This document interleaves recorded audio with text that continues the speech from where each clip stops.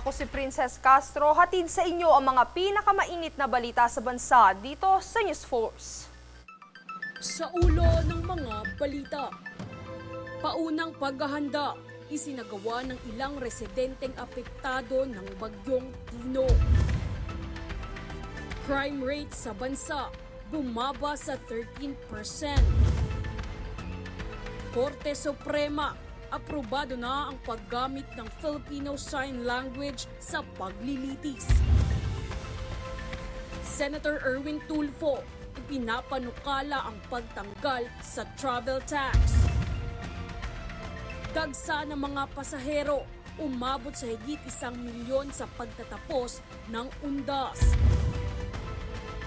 At Filipino Q artist Jonas Magpantay, title sa WPA Qatar World Cup 10 Ball. Patas at pantay na balita, komprehensibong ulat para sa pulso ng masa. Ito ang News Force.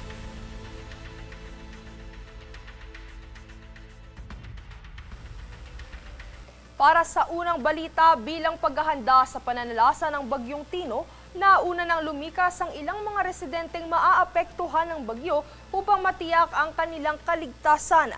Lunes ng umaga nang simula ng lokal na pamahalaan ng Silagos, Southern Leyte ang preemptive evacuation sa lugar kung saan maagang pinalikas sa mga senior citizen, bata, buntis, PWDs at mga may sakit.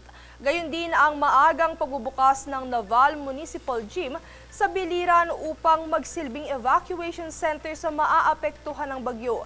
Sa lalawigan naman ng Romblon, inihanda na ng kapulisan ang search and rescue equipment habang inihanda na rin ng DSWD ang mahigit 23,000 family food packs o FFPs. Samantala, maaga ring inilikas ng ilang mga mangingisda sa Maasin City, Southern Leyte ang kanilang mga bangka at sasakyang pandagat bago pa man tuluyang maramdaman ang hagupit ng bagyo.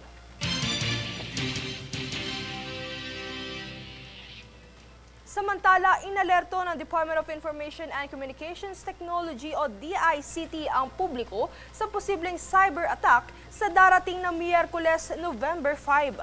Bunso dito ng posibleng distributed denial of service o isang traffic jam sa internet sa nasabing araw kung saan magkakasabay na kumakatok ang mga hackers sa isang website o app.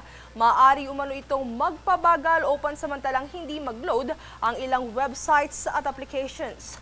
Panawagan naman ng DICT manatiling kalmado dahil pagtitiyak nito, hindi ito data breach o hacking at walang personal accounts, data o pera na mananakaw.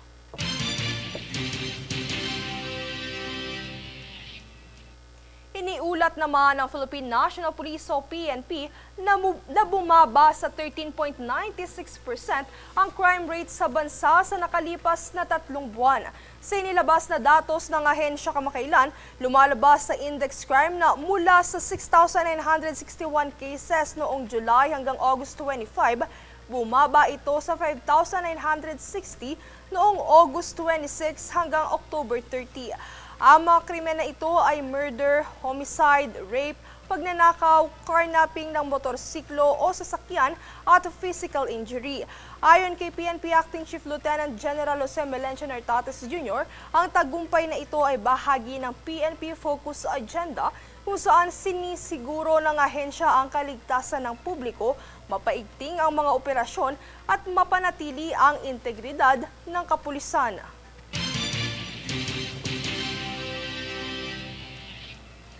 Sa kaugnay na ahensya, generally peaceful.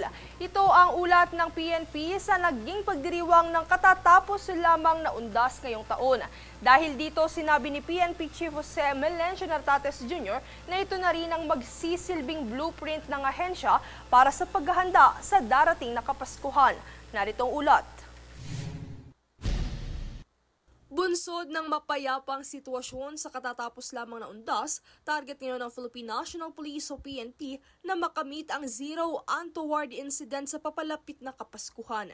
Ito ay kasunod ng matagumpay na pagpapatupad sa Oplan Ligtas Undas 2025 kung saan ayon kay PNP Acting Chief Police Lieutenant General Jose Melencio Nartates Jr., generally peaceful o mapayapa ang pangkalahatang paggunita ng undas ngayong taon. Dahil sa pinaigting na presensya ng pulisya, sinabi ni Nartates na ito na rin ang kanilang gagamiting blueprint sa kanilang security deployment plan sa nalalapit na Pasko. Anya, ito ay dahil sa epektibo ang pagpapakalat ng mahigit 50,000 na tauhan sa pagkikipag-ugnayan nito sa iba pang ahensya ng pamahalaan para tiyaking ligtas at mapayapa ang pagdaraos ng okasyon. Sa paggunita ni Nartates, maagang isinagawa ang mga paghahanda upang tiyakin ang seguridad ng mga biyahero at ang kaayusan sa mga sementeryo, terminal at lansangan. Sa pamamagitan din ng maagang deployment ng mga pulis at dagdag na assistance desk na gawang mapanatili ang daloy ng trapiko at maagapan ng mga aberya. Ayon sa PNP, naging epektibo ang kanilang mga hakbangin tulad ng pagpapatupad ng traffic management, crowd control, public assistance operations, gayon din ang mas pinagtibay na ugnayan ng kapulisan sa mga lokal na pamahalaan, transport agencies at civic groups. Naging aktibo at bukas rin ang assistance desk na hanay sa mga sementeryo, terminal at matataong lugar para sa buong pagdiriwang sa buong bansa.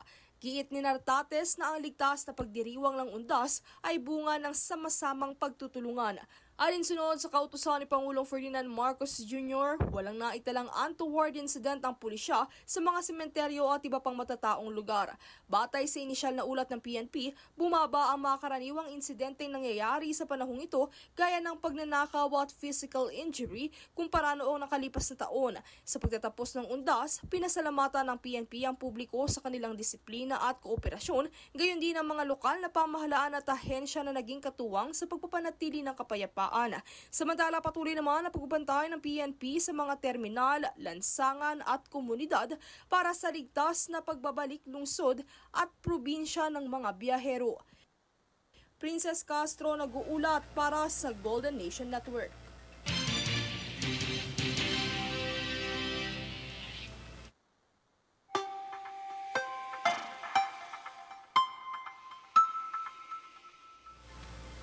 Para sa ating ulat panahon, mas lalakas pa bago maglandfall sa bansa ang Typhoon Tino ayon sa Pag-asa. Makakaranas ng malakas na hangin, pagkidlat at pag-ulan sa Visayas, Dinagat Islands, Surigao, Caraga at Sorsogon, bunsod ng STS Tino. Samantala, makakaranas ng kalat-kalat na pag-ulan at pagkidlat sa Mimaropa, Zamboanga Peninsula, Davao, Bicol at Mindanao, bunsod ng trough ng STS.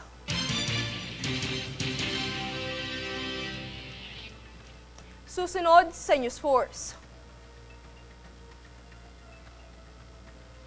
MMDA nagpatupad ng expanded number coding scheme para sa mga motorista.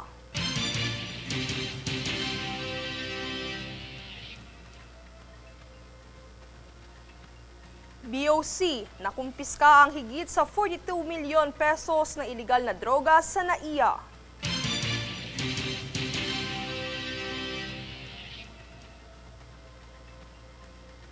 Korte Suprema, aprobado na ang paggamit ng Filipino Sign Language sa mga paglilitis.